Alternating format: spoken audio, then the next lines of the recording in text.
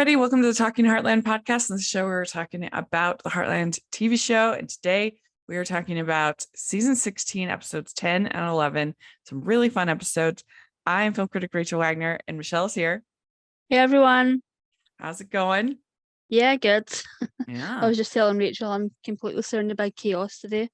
I'm focusing on my IMDb page and not looking at the mess around me. I decided to start spring cleaning a bit late.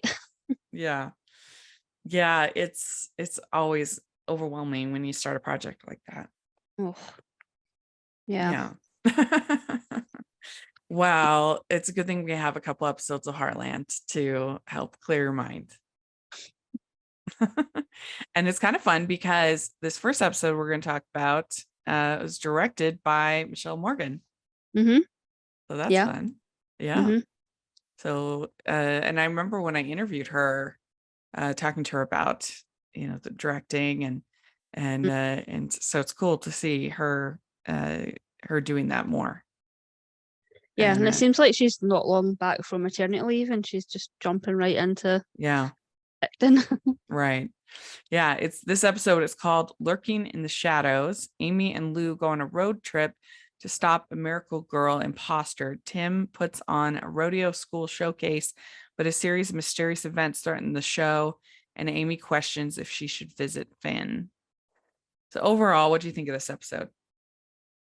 I'm a little mixed on this episode. I sort of went back and forth on it a little bit. The sort of imposter storyline is a little bit out there for me in terms of Heartland. Yeah. But I do like the fact that it got Amy and Lou together, and we haven't really had them just off on their own together in a long time. So that was kind of nice, and it gave us sort of Peter and sort of a role that I really like, and him just sort of hanging out with Caleb and Jack and just being a dad. That was really fun. So I've sort of went back and forth on it. It's a lot out there for Heartland in terms of this type of storyline, but it's also not, completely unbelievable that somebody would, try to copy what Amy's doing. And again, I think the show just likes to highlight how good Amy is at. Yeah, so I liked a bunch of parts of this episode. We'll talk about them.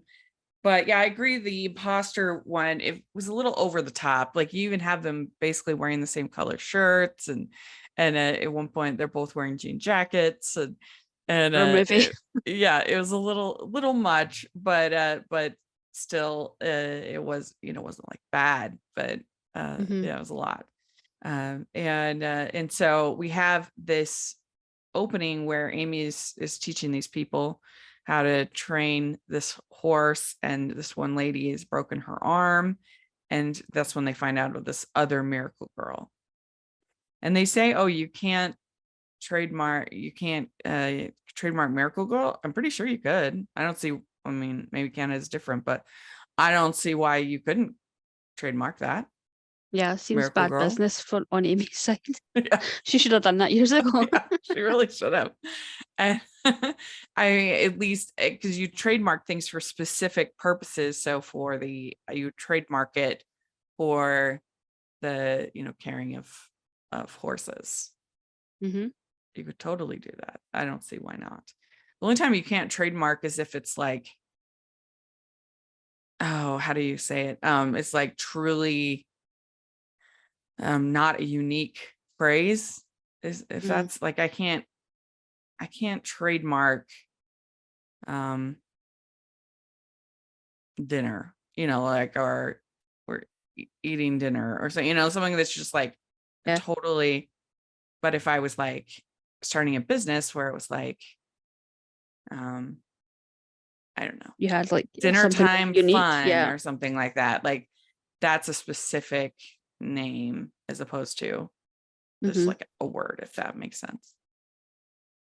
Yeah.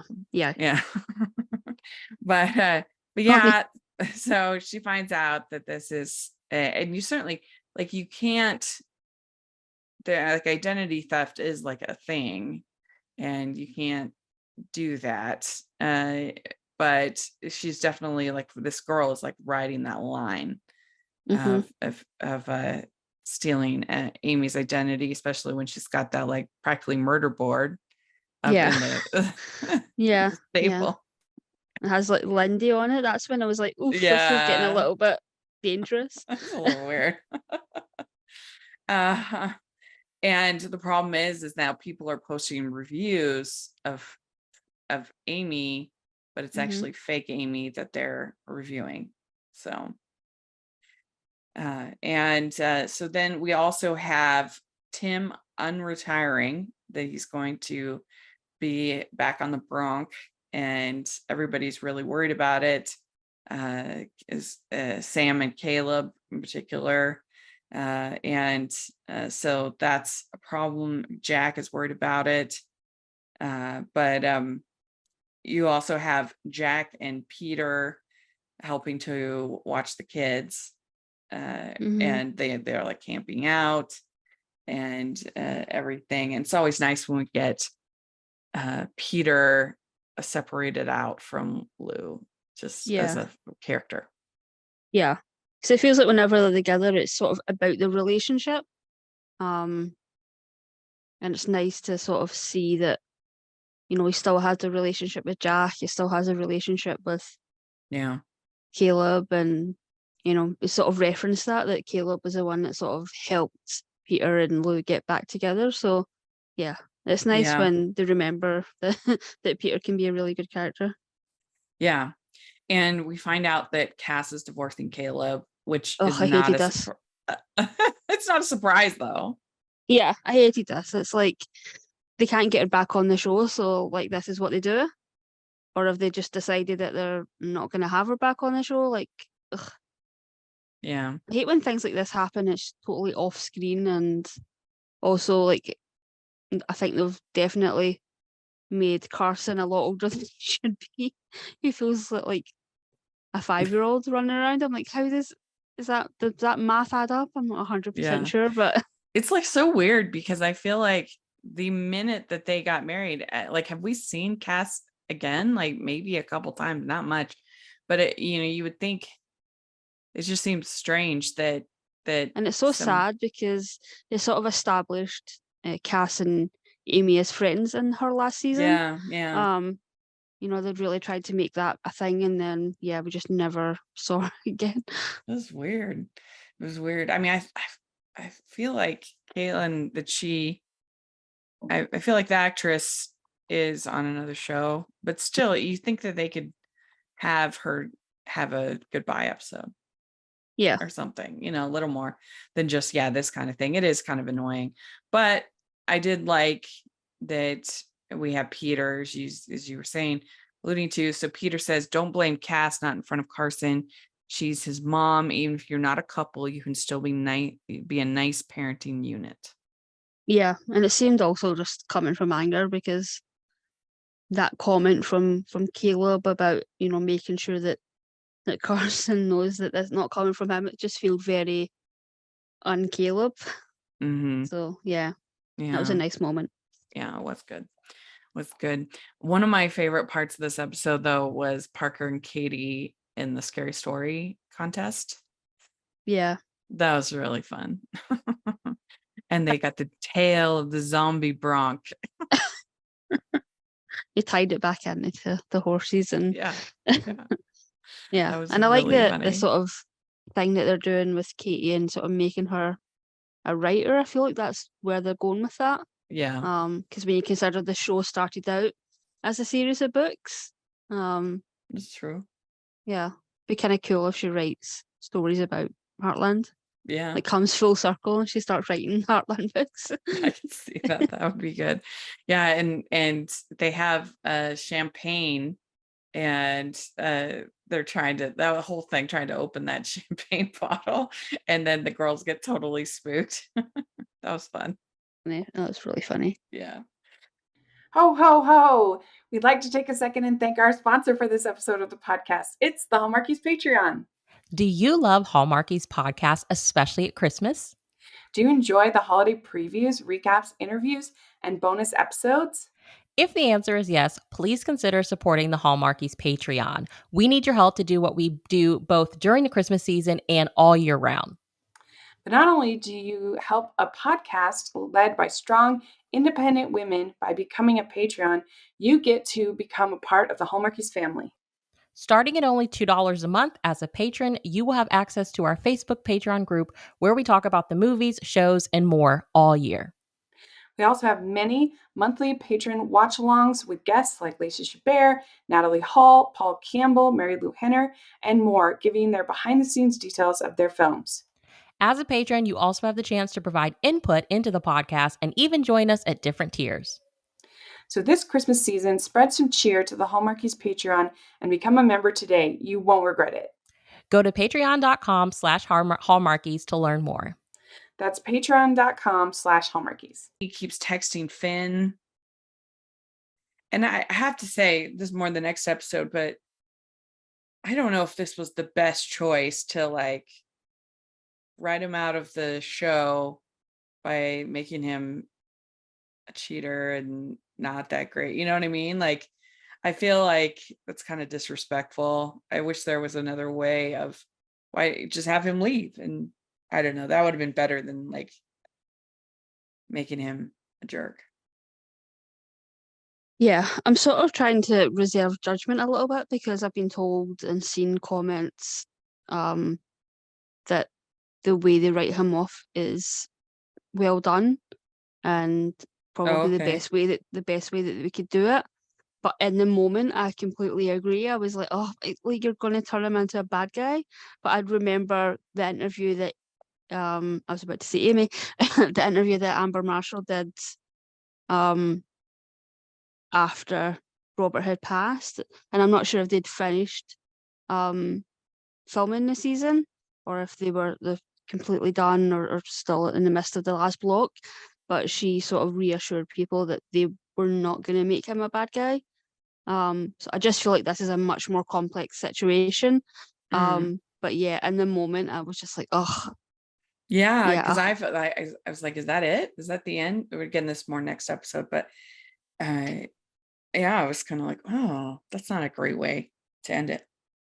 yeah. I think we see more of her, and his situation is explained a little bit more.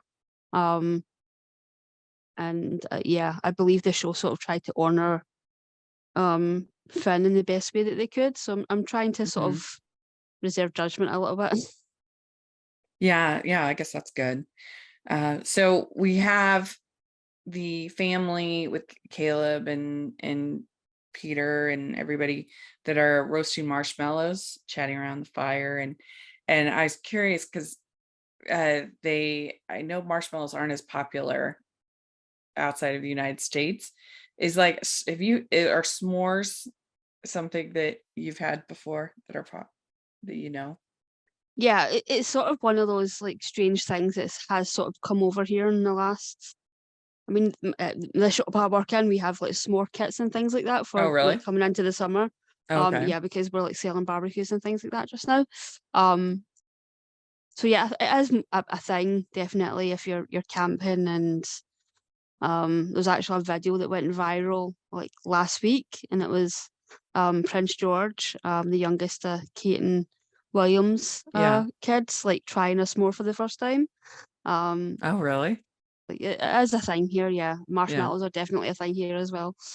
Well, as I just heard that that that they were it was kind of an American thing, Definitely, it's and an American thing that's just yeah, come over. Yeah, that's interesting that it's come over. But it's I think it's the combination of it's a lot of sweet, but yeah. just the combination of the cracker and the marshmallow and the chocolate. It's just like a delicious combination. So that was fun to see them just hanging out. I like it in shows when they or movies when they give characters just time to breathe. There doesn't hmm always have to be plot, plot, plot, plot, plot. We can just have time hanging out. Yeah, and often those moments do a lot for the development. Yeah. Don't have to try so hard, especially when, this show understands that, especially because they've been going for so long. It is nice that they do just let characters exist in the same space Yeah. for a little bit. So we have this guy, Mike. He is back and he is, I guess you might say, pranking would be the nice way to say it, but he's trying to ruin things for this showcase and for the rodeo school.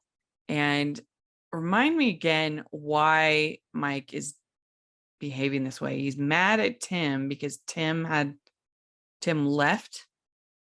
No, Tim caused an accident. Tim was inebriated or intoxicated in some way while they were working on a construction site, and Oh Mike yeah. got hurt.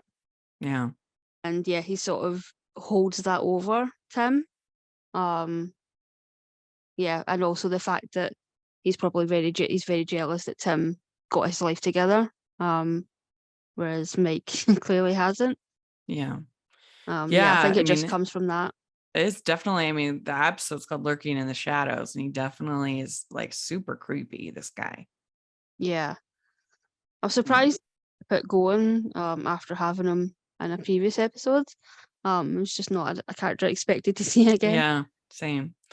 And he's doing these things at the rodeo school, and Jess kind of sees him, so they know that he's there. But we also have Amy and Lou. They they confront this fake Amy, and it does not go well. Does Mm-hmm. not go well at all. And she's, she kicks them off. They go and they stay in this motel, this cheap motel. Mm-hmm. And that was some fun interactions between Amy and Lou. Yeah, it was sort of nice to see Lou, old Lou, just going in like a full-on lawyer. Yeah. I don't think we've seen that sort of intense Lou for a long time. We see it a little bit when she does her mirror type stuff, but yeah, it was sort of nice to sort Yeah. of see that again. And yeah, it was sort of nice to just have them be together for a little bit. Yeah, it was. It was, and them staying in this junky motel and everything. And We're yeah. way more comfortable than I would have been in that hotel. Yeah. I would not have went near that bed. Yeah, exactly. And we have this fake Amy trying to work with this horse and it bucking her off. And the horse used to be a racing horse. Mm-hmm. And she says, I was just trying to be like you. And it's interesting just how impressionable the horses are. You Mm-hmm. wouldn't think that an animal like that would be, and maybe it's heightened and exaggerated a little bit for the show, I'm sure. In the training is kind of sped up, but I would think, but still, it's just amazing how people can kind of warp and manipulate these animals. Yeah. Yeah. It's, And it's so cruel. And yeah, the fact that, that Amy's able to turn it around just really shows how animals are so impressionable and so yeah, like forgiving in a way. Like, I've had it myself when you adopt a dog and you just think about all of the things that they've been through, but it sort of gets wiped away and they're able to sort of start afresh. Yeah, sort of beautiful in a way, but yeah, it's definitely and hard sometimes on this show. I don't think they've had like a proper like really cruel storyline in a long time. I'm sure I remember in early episodes, they used to be yeah. a lot more intense. Well, remember that one where the farm and animals had been left. I think Oh yeah. the owner Mm-hmm. died, and so they were starving, and that was definitely really tough. And it's always amazing how they're able to do that and not actually, obviously they're not going to hurt the animals, far from it, but how they're able to do that and make it so convincing looking. Mm-hmm. Yeah, it's definitely like an art in itself. Yeah. The way they're able to do that and the way they're able to train these horses. We say every episode, it's just remarkable work. And yeah, like the fact that they must have just like a crazy amount of access to horses and different types of horses, and Yeah. the artistry of like painting horses to make them look different, and stunt horses, and Yeah. it's just like crazy amount of work that goes into the show that we don't actually like think about sometimes. Yeah. This horse was called Blaze, Mm-hmm. and it was very, very skittish Mm-hmm. and didn't want to do the jumping. That's what she's trying to get us to do. Like, I'm not sure why you wouldn't want to just have it be a race. If it's a racer, why would you try to make it a jumper? Not sure, but that's what she was trying to do. Yeah, it feels like she was trying to do to Blaze what Amy and Georgie did with Phoenix. It feels like she was sort of trying to emulate that in some sort of a way. Yeah, that's true. I can see that. I could be wrong, but it just felt a little bit like they were trying to like call back to a previous storyline. I don't know if this girl knows about Phoenix, but it felt like very similar to that. Yeah, it does seem like the kind of thing that she would know about. Mm-hmm. So, yeah. I mean, I also, it was just interesting that you have this girl who even literally looks like Amy. Mm-hmm. Like, same color hair, they did a pretty good job with casting on that, I think. It's creepy. Yeah, it was creepy, but it was effective. And like I said, I really enjoyed the whole thing with Katie telling the zombie bronc story. That was really fun. Yeah, that was really good. Were you somebody that liked scary stories when you were definitely. little? I was graduated from like Babysitter's Club into Goosebumps and point horror and sort of all of those types of books. R.L. Really? Stein. Yeah, I loved R.L. Stein. So I definitely went from them into like horror movies. I was obsessed with horror movies. Like I've literally seen just about everything you could imagine. And then into Stephen King. He's pretty much the only horror person that I read. It's just not something that I've ever been able to. It's just a genre I've never been able to get into in book form for some weird reason. Well, Stephen King's books are so long, though. Yeah, some of them are rough, some of them are not great, but yeah, some are just remarkable. But yeah, as an adult, I've never been able to get into horror books, but yeah, as a kid, I would just like go through every single Goosebumps book and every single point horror. I do remember liking these scary stories to tell in the dark, those more short stories, spooky short stories. But yeah, I was the opposite of you. I was not into anything scary. Like, I remember watching Return to Oz and being absolutely terrified. Yeah. Which that's like legit terrifying. Like that hallway I didn't of heads. actually I didn't see that till I was an adult and I was like, oof, that's brutal. Yeah, it's really upsetting. I mean, they're giving Dorothy electric shock therapy at the beginning, and I mean, it's just like very, very bleak.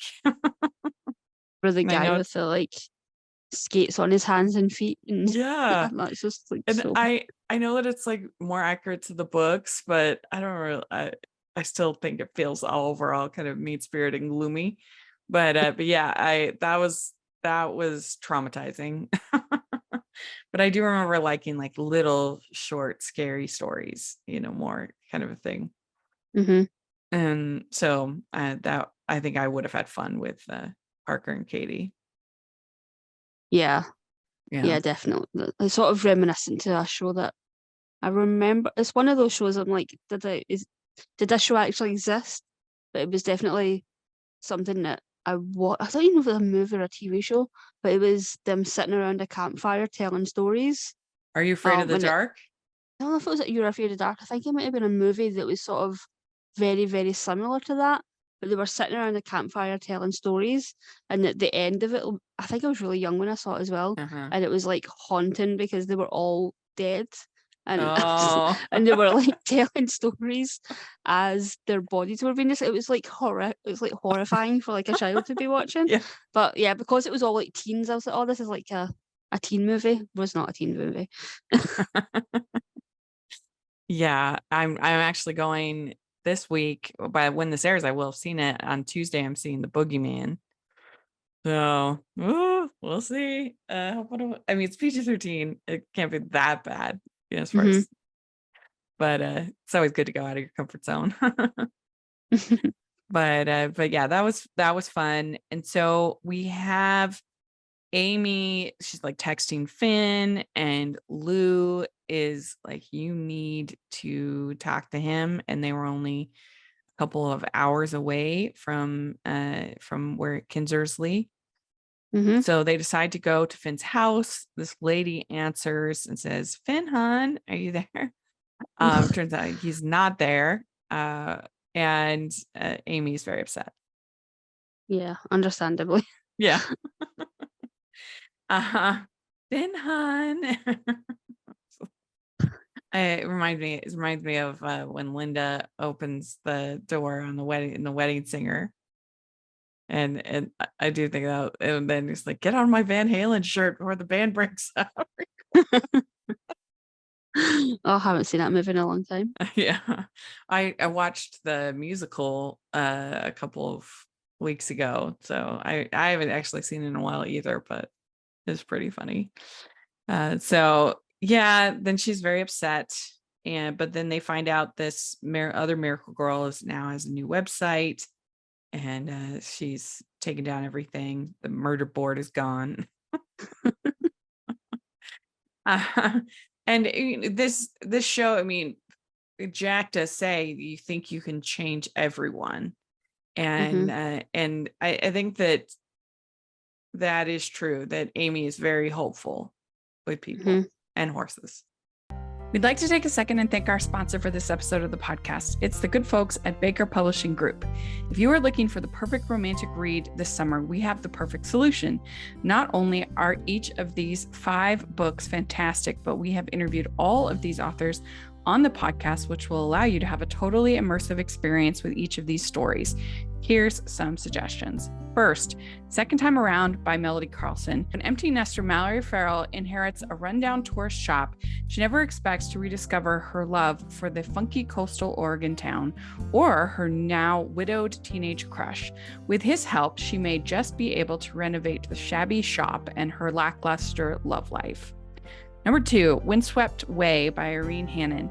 Buying a supposedly haunted house wasn't in Ashley Scott's plans, but when an intriguing opportunity drops into her lap, she's ready to launch a new life. But she can't do it alone, and her reclusive new neighbor, Jonathan Gray, may be just the person to help.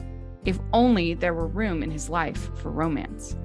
Number 3, The Words We Lost by Nicole Deese. 3 friends, 2 broken promises, 1 missing manuscript. Book lovers and contemporary romance readers, don't miss this new book from Nicole Deese. In The Words We Lost, editor Ingrid Erickson is given a sealed envelope from her late best friend by the man who shattered her belief in happily ever afters, and then sent on a hunt for a hidden manuscript that may finally lead to the healing she's been searching for.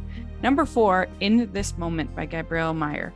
Calling all fans of Outlander and time travel romance, new from Gabrielle Meyer comes a dramatic time-crossing tale set in 3 separate timelines. Maggie inherited a gift from her parents that allows her to live in 1861, 1941, and 2001. Each night, she goes to sleep in one time period and wakes up in another. She faces a difficult journey to discover her true self while drawn to 3 worthy gentlemen before she must choose one life to keep and the rest to lose. And finally, The Heart's Choice by Tracy Peterson and Kimberly Woodhouse. Rebecca McCutcheon is the first female court reporter in Montana. During a murder trial she's convinced that the defendant is innocent, but no one but the handsome new Carnegie librarian Mark Andrews will listen to her. In a race against time, will they be able to find the evidence to free the man before it's too late? For any of these great books and more, go to bakerbookhouse.com today. That's bakerbookhouse.com, or use our Amazon affiliate link in the description. Horses Yeah. especially. Yeah, horses especially. So then we have Tim. He's planning on riding this bronc, and the bronc bucks Tim in the pen, and then Jack gets caught up in everything, thrown down, and we find out someone put rocks in the saddle of the bronc, which I don't know enough about rodeo to know why that would make him behave that way. But yeah, that was pretty intense. Yeah, I think they put a bag of rocks underneath the saddle, so when Tim sat on the horse, the bag of rocks would obviously push into the horse's back and cause it a lot of pain. Yeah. Before it had even done anything, the doors had even opened. But yeah, I don't know how I avoided the spoiler of Jack getting hurt, but yeah, I was definitely like shocked about how that went, and how graphic it was. I mean, they definitely did some creative filming, sort of around it to make it look a lot more graphic than what it probably was. Yeah. But he's like down on the ground in the pen, and the horse is on top. Like, I don't even know how you fake that. Like, it was very convincing. Yeah, it's very well done. Poor Jack, he always seems like he's the one that gets gets battered and bruised and injured. He's been through the battles. Yeah, yes, he really has. So that was upsetting. And then Jess sees that it's Mike. Tim tries to confront him, but it's the wrong guy. And then Jack gets taken to the hospital, and that's kind of our cliffhanger ending. But yeah, I mean, I thought this was a pretty good episode. Like, it did a good job of balancing tones, like give you some comic relief, the intense stuff. But I agree, the Miracle Girl stuff wasn't as effective as the other plot lines. Definitely. So what would you give 1 to 10? I'll give it a 7. You know, it wasn't a bad episode. It just didn't work 100% for me. Yeah. All right, so then we have episode 11, Head Over Heels. Amy agrees to let Logan take the lead with the new client horse. A furious Tim goes after the person responsible for Jack's accident, and Lou struggles to reconnect with Katie. So overall, what do you think of this one? I really like this one. This is a really, really good Heartland episode. Yeah, not much to say other than it was really good. It was really good. I really enjoyed this episode. I thought it had a little bit of everything that you could want in a Heartland episode. And there were just so many good moments between the characters, and horse moments. It just, like I said, it had it all. This one, that was really good. So we have Jack. He's been in the hospital. We get this cute little scene at the beginning where Blue is missing Jack, and then later on, when basically like Jack and Blue kind of like cuddle, or I don't know how to describe it. That was so cute. Ugh, yeah. I loved Yeah, I think they've done a really good job with Jack and Blue. Yeah, and that's a gorgeous horse as well.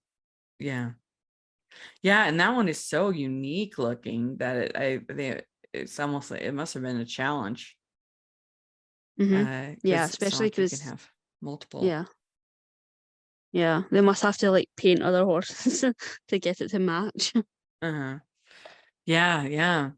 And Tim is upset with the police that they're taking so long to come up, follow anything. And so he decides to take matters into his own hands, and he's going to try to find the beast, which is Mike's RV, and try to find Mike. And yeah, that all is very like Tim. Yeah. This is Tim. He's had a good run. Now we're back. And I mean, I understand why he's upset, obviously, because Jack has almost died. Yeah, I mean, it's sort of classic Tim, but it's also classic Tim with a little bit of growth. And it's also, like you say, very understandable. I think they've established very well that Jack is his best friend, and Tim is very, very attached to him, and any harm that comes. I mean, when Jack had that heart attack, I mean, it sort of fundamentally changed Tim for a long time. So yeah, Yeah. nice to sort of see how far the relationship has come and how far Tim is willing to go for Jack. Um, but yeah, I do Yeah. like the fact that they did have him, you know, do the right thing in the end. I mean, personally, you probably should have taken him to the police station, but yeah, I don't know Yeah. how I feel about that, to be fair. I mean, I guess he is thinking, well, I didn't end up in the police for what I Hmm. did, so I'm Yeah, gonna give him the yeah, one same. more But yeah, chance. Mm, but when you literally almost killed somebody. yeah, mm. Um, and I did like Caleb though in all of this. He's like very concerned about Tim, yeah. and And again, you just see how far he is coming. Like you can see that he's, you know, not the young, careless teenager or 20-year-old guy that, you know, we first met. You know, he has sort of ride or die for Tim and Jack, but Mhm. he has his limits. You know, he's got his family to think of now. So yeah, I do like I thought it was really well done in terms of acting from Kerry James. Yeah, I agree. I thought he was really good. And it kind of drew you through the whole episode is this like tension of what's going to happen with Tim and Mike, and how Caleb going to stop it, like what's happening Yeah, now. And so then we also have Logan. He is working with Sherry for the barrel racing school, and she has a granddaughter named Miley who has a horse named Journey, and it's acting up, and it's not wanting to do the dressage that that Miley is entered in. And yeah, this is like such a strange sport, this dressage. I saw it yeah, on the Olympics, and I was like, this is very different. yeah. It's pretty much the only time that I ever see it is the Olympics. Yeah. I mean, it's Something that's like a like beauty televised. pageant. Yeah, it's not something that's televised all year round. We just get it during the Olympics, and nobody knows what the rules are. Yeah.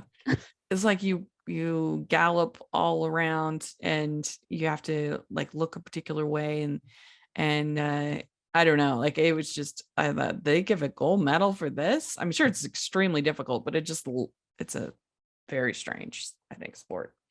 Yeah. Um I think for the me, like it really turned me off I think it was the last Olympics, because obviously wherever the Olympics are it's something I never even thought about, but they have to like get all of the horses to whatever country is hosting the Olympics. So they have um to like fly all these horses all over the world. Um, and then by the time the horses get there, you know, it's probably a lot on them and a lot on the trainers and a lot on everybody. But yeah, I just saw like really awful things. There was like a rider that like hit her horse like multiple times, like hmm, in front of millions and millions of people during the Olympics, and it really turned me off of watching. I can't remember if it was mm, dressage, but it was some sort of horse thing. I think it was one of those ones where it's like 5 different elements oh yeah, in sport, yeah. like all in one sort of thing, like a sort of triathlon but for horses. Um, That's weird, but because you yeah, would think that that would be like really bad for the horse. Like, even if you're obviously you don't want him to do it, period. But you just think as a self-interested Olympian that you wouldn't want to like be in and be your horse, because they're not going to perform as well. I would yeah. think. But Hmm. yeah, I know literally nothing. Um, but Do you know what Heartland's taught is? yeah, they say on Wikipedia, it says the dressage is described as the highest expression of horse training, where horse and rider are expected to perform from memory a series of predetermined movements. At the peak of a dressage horse's gymnastic development, the horse responds smoothly to a skilled rider's minimal aids, The rider is relaxed and appears effort-free, while the horse willingly performs the requested movement. It says in modern dressage competitions, successful training at the various levels is demonstrated through performance of tests, prescribed series of movements ridden with in a standard arena. Judges evaluate each movement on the basis of a standard appropriate level of the test of a movement, score 0 to 10. So it sounds like it's kind of like a dog show, but with horses. Yeah. Yeah, I mean, I watch the the dog show, Crufts, pretty much every year. But it definitely feels a lot more sort of fun, and I'm sure there's kind of more kind of dressage elements of that. But it Mhm. seems more like endurance and sort of types of things, Yeah. and like dog dancing, like weird things Well, like I that. feel like Um, too that it's like the horse really winning the gold medal. yeah, I mean, a I'm hundred. sure it's difficult to be the trainer, but in this one, it really feels like it's the horse. Mm-hmm. But yeah, this horse journey goes kind of out of control. And what's happening is because Miley is nervous, she tenses up. That makes her kind of squeeze in on the horse, makes him the horse aware of it, and feeds off of that nervousness. Yeah, and also can sort of tell that she's not really wanting to being part of dressage. That her Hmm. heart's not really in it. Yeah, that she was a barrel racer, but she got tired of everybody saying like, "Oh, it's Sherry's granddaughter," and she wanted to do something of her own, break out on her own. But when it's in your blood, that barrel racing. Yeah, Lindy's gonna have a lot to live up to. Yeah. But the significant thing here is you have Logan taking the lead on this one. And so Amy lets him, which I thought was nice to see that dynamic between them. We'd like to take a second and thank our sponsor for this episode of the podcast. It's the Hallmarkies merch store. Are you looking for that perfect gift for the postable, Hardy, or Hallmarky in your life? What about getting that t-shirt or hoodie that will help you stand out at your next holiday party? Now is the time to check out the Hallmarkies merch store. Full of festive designs by artists like Jessica Miller, Carrie from Hallmark Comics, and more. You can even have more than just shirts, but totes, cell phone cases, notebooks, mugs, and more. And it isn't just Hallmark. We have designs for Anna Green Gables, Man from Snowy River, The Nanny, and more. Every purchase at the merch store goes to help support the podcast and allows us to make the great content you know and love. There are frequent sales, so go to tpublic.com/stores/hallmarkies or see the link in the description. That's tpublic.com/stores/hallmarkies. Yeah, I think we said it in the previous episode, but yeah, Drew Davis has really come a long ways as an actor on the show, and it's sort of nice to see him take the next step in terms of his, training. And yeah, I don't know if he's going to become the Miracle Boy, but Mhm. he's definitely on his way. Yeah, it's nice to see him getting his own kind of identity, and him learning, and how patient Amy is with him. I really like to see that. And we had this whole scene with Journey following Miley, and it's not until she gets on the horse that he starts to buck and misbehave. And that's when they basically figure out that it's because she's not happy and she's nervous and anxious. And so by the end, we have this whole conversation between Miley and her grandma, and saying, "I'm going to do it my own way." And they basically kind of make up, and all of that was very sweet. Yeah, And she's going to yeah, race it's under the really. name Miley Evans. Hmm. She's going to be barrel racing, and I thought that was all. It was all good. Yeah, for sure. Mhm. I don't know if I've seen this in the show before, but yeah, it's definitely a thing in sport. When you have, a kind of a famous sports star, depending, whatever the sport is, if they Mhm. go into the same thing, like no matter what it is, the commentators are constantly talking about the parents' achievements. Mm. It happens all the time. Yeah, I'm sure. And Logan says to Amy, "You have so much faith in me. I don't want to let you down." And that's when she says, "If you do make mistakes, I'm here to help." So that was all good. And it seems like nothing nothing that they, as far as mistakes, like is permanent Hmm. with the horses. Yeah. So they it allows Logan to kind of learn and grow. Yeah. Yeah. So then we have them finding Tim and Caleb finding the beast, the RV, and it has a new owner. And so they're kind of on the but Mike left garbage bags everywhere. They're kind of looking through, they find a bunch of receipts for a bar, Hmm. and I thought they did a pretty good job of like making you anxious about this whole thing. Yeah. Yeah. They did a good job of, putting us into a position where we really didn't know which way Tim was going to go.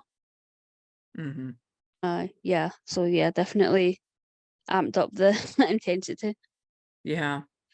And we also have, I love this little scene where Tim misses the cattle buyer thing. And so so he's talking just about it. And then Lisa goes and meets with the cattle buyer, and the guy's like lowballing her, Hmm. because he thinks he can get away with it, and she doesn't miss a beat.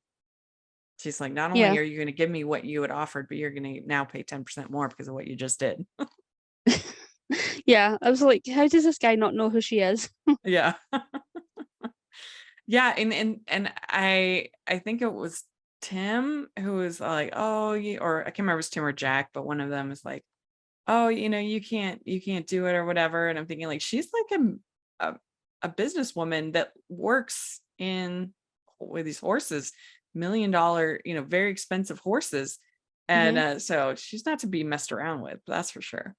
No, she literally just bought a horse that was worth $250,000. Like, Yeah. Yes. And uh we do find out that I guess Georgie has made a full recovery. yeah. That's good. Yeah. I think we'll see Georgie in the last 2 episodes. Oh, good. Yeah, I'm excited to see her again. Me too. And so then we have this nice scene between Amy and Jack. And Amy says, "We almost lost you, Jack. The last conversation we had would have been that stupid fight." And she says, "You were right. Finn was not the man I thought he was." And he says, "I was just trying to protect you. I'm sorry." That was I thought, a very good scene. And I think it's one of those things that you always second guess yourself when something like this happens. And could I have done more? What Mhm. could I have said more? It just puts life in perspective when things like this happen. Mhm. Yeah. Yeah, definitely. Yeah, and we found out more about Al Cotter.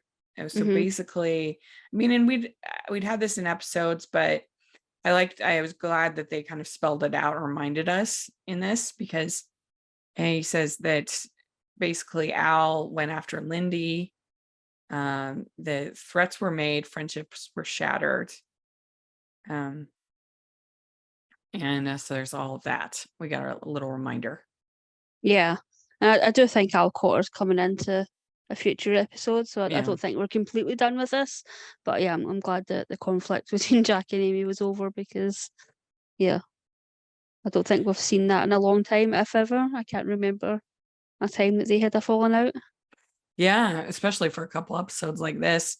And she says, I don't know what I was thinking. And then Jack says, "You were thinking it's nice to feel something again." Mm. And Hmm. and then he said, "We both agree that both of us fighting is the pits." So Definitely. I think the viewers agree with that as well. yes, yeah, you can't have Jack and Amy on the outs. That's hard. And then you have you have him making the comment about he says Jack says to Amy, I just don't want you to hide that beautiful heart because you're afraid. It's not what Ty would want. And then he says, you don't take those wedding rings off for anyone but you. Mm, And I think this yeah. was what really got this episode to me, was when she takes off the wedding ring and then puts it back. That whole scene I thought was very well done. Yeah. Yeah. And it sort of is really emotional because it's like there's no timeline on those sorts of things. Yeah. And just because you feel like maybe you should doesn't mean that you have to. And yeah, Mm-hmm. I think maybe she's thinking about the people all around her and their opinions. And needs to sort of think about herself and the way that she feels. Yeah, it's definitely like a difficult end to the episode.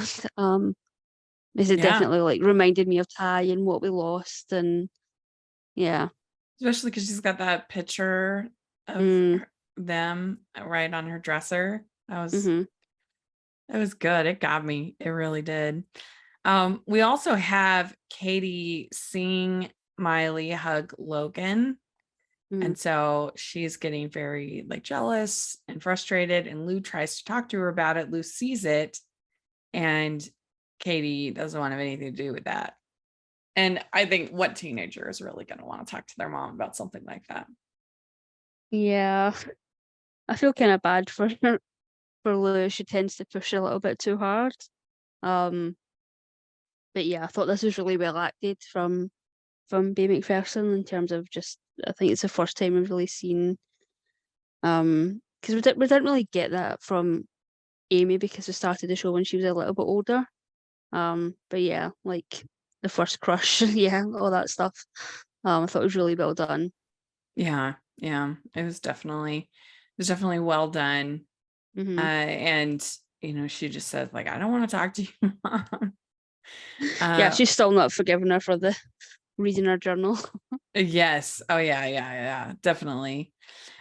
So then we have them hunting down Mike, and then eventually he finds him, and he tells him that you almost killed Jack, and then Jack shows up and stops Tim from hurting Mike. Says Hmm. two roads you can take. You can let loose on Mike or take him to the cops. And he says, make sure you didn't make this one about me. This is what Jack Mm. says. So that was really good. Very effective scene, I think. Yeah, definitely. Mm-hmm. Yeah. Yeah. And then Tim and Mike are going to the police, and they talk, and Tim says, I was ashamed. I had to get cleaned because I was trying to get home. And then Mike basically apologizes and says like he's really envious of the fact that Tim had a home to go to. And Hmm. he says, well, you have some family, and he has a sister. And he says, maybe you should go. He says, maybe this is your rock bottom, and maybe you should go and see your sister. Yeah. Yeah, it definitely surprised me. I definitely thought they was taking him to the police station. Uh-huh. Yeah, yeah. But just giving him one more chance, and I thought that was well done. Hmm. Yeah, I liked it, and I like this Tim that we're seeing. I like this Tim that we're seeing. That's protective of the family, and definitely, still got his sort of angry streak and things, and he had a right to be angry in this case, but like he's just so much more of like a human than in some of the other seasons. Yeah. Yeah, definitely. Hmm. Um, yeah, this show's so good at male relationships. And I think the way that they've developed Jack and Tim is so well done because, like I said, they're best friends, but he's definitely a father to Tim. Mhm. Yeah, so I thought it was really, really well done and well handled. Now remember on my mission, we would help, we would work at the uh, homeless shelter and some other places, and we met this one woman, and she told us a story about, this was an AA advisor. She told Mhm. us her story about how she says everybody has to like reach their rock bottom, like Tim's saying. And uh, there was a time where when she was an addict, and the police had come to arrest her for something, and she was up in her attic in a box holding on to the AA pamphlets that she had, and just like wanting that more than anything else, wanting to get clean more than anything else. And she's like, everybody has to reach their rock bottom, their box, where they're in their box in the attic, metaphorically.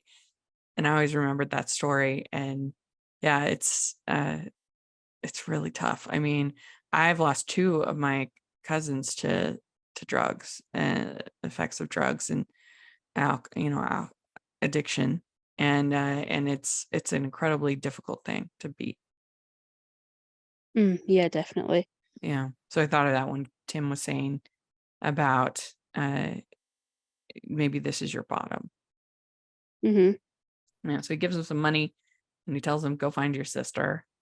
And that was a nice moment. And then we have Jack and, like I said, Jack and Blue cuddling. So cute. I love that.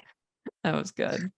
So I liked this episode a lot. I thought it was really moving and well done, and I pretty much enjoyed every plot line. And so I'd give this one a 9. I thought this was a very good episode of Yeah, I'll Heartland. agree with that. I'll give it a 9. Yeah. Well, let us know if you're listening what you think of these 2 episodes. We'd love to hear your thoughts in the comments or on Twitter. And Michelle, where can people find you? I'm on Twitter at Michelle R. Benson. Great. And you can find me at Rachel's Reviews, all over social media, iTunes, YouTube, and on Rotten Tomatoes. And you can follow the podcast, the Hallmarkies Pod, Hallmarkies Podcast, all over social media. And if you are listening on iTunes, please leave your ratings and reviews. It really, really helps us, especially when we sometimes get some negative reviews, which happens. Those positive reviews really, really help a lot. So please, please do that if you haven't. It only takes a few seconds, and I really, really appreciate it. And then we have our Patreon group, which is so much fun, and merch store. So take a look at that. And thanks so much. And we'll talk to y'all later. Bye.